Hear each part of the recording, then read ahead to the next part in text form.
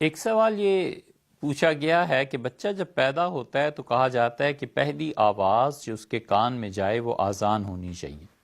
لیکن آج کل تو بچہ پیدائش کے 1 سے 2 گھنٹے تک والدین کے پاس آتا ہے، ڈاکٹر چیک کر چکا ہوتا ہے اور ایسے میں آذان میں دیر ہو جاتی ہے، کیا کر سکتے ہیں ایسے میں؟ یہ آپ نے بنیاد جو اس بات پہ رکھی ہے نا سارے مسئلے کی کہ پہلی آواز اس کے کان میں آذان کی جانی چاہیے، تو پہلی آواز تو وہ خود اپنی ہی سن لیتا ہے، روتا ہے نا، اسے زندگی کا احساس ہوتا ہے کہ زندگی ہے۔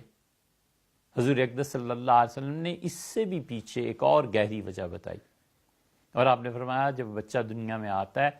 تو شیطان اس کی پسلیوں میں اپنا انگوٹھا چبھوتا ہے اور اس درد کی وجہ سے وہ رو پڑتا ہے۔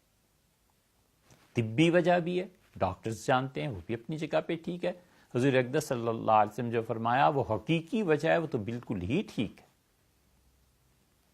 تو اس لیے سب سے پہلے تو اپنی آواز سنتا ہے، اور آپ نے تحریر فرمایا ہے کہ بچے کو پہلی آواز جو اس کے کان میں چاہے آذان ہونی چاہیے، اس کی کوئی اصل نہیں ہے، ساری آوازیں سنے گا، اسے نہلانا دھلانا بہت سی آوازیں سنے گا،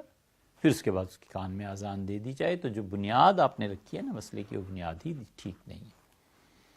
نومولود کے بال 7 دن سے پہلے صاف کروانا ضروری ہے، کوئی ایسی بات نہیں ہے۔ 7ویں دن البتہ مستحب ہے۔ 7ویں دن سے کی بجائے کوئی آدمی پہلے ہی دن بچے کے سر کے بال منڈوا دے تو بھی کوئی حرج نہیں، دوسرے دن منڈوا دے تو بھی کوئی حرج نہیں۔ 7ویں دن چونکہ مختلف اعمال کرنے ہوتے ہیں جو احادیث میں آئے ہیں، تو اس لیے 7ویں دن کو کہا جاتا ہے کہ اس دن بچے کے بال اتروائے جائیں، یہ ایک کام کیا جائے۔